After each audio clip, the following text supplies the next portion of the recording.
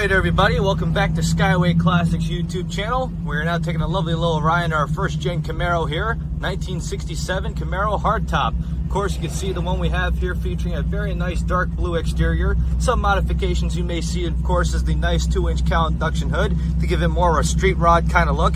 Keeping it old school with those very nice Craigers on it, beefy tires. Definitely where you want to go when you have a ride such as nice as this. As you can see, 67 was the first and only year for vent windows. Very nice to have, especially if you don't have AC, which sadly this one does not. But of course, there are many good other functions besides that. Going on to the inside, you can see it is an automatic on the floor, having the appropriate style console. Of course, you can see they deleted out the gauges that are just covered over them. But of course, you can always put them back on if you want to.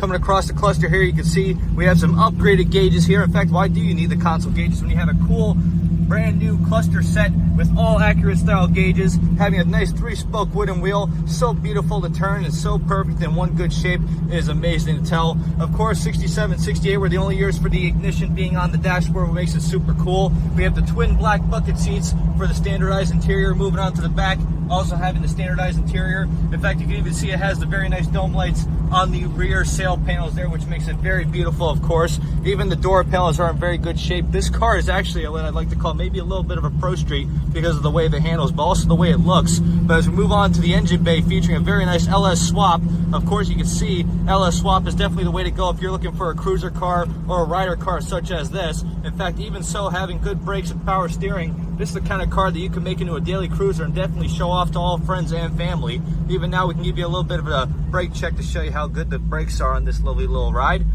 Very safe there, idle's keeping good. Temperature's reading about 195, probably 200 there. But of course, for an LS swap motor, you never really have to worry about that. But as for now though, we are just gonna get it turned around and up on the lift. So if you have a moment, folks, please stay tuned with us to see the underneath.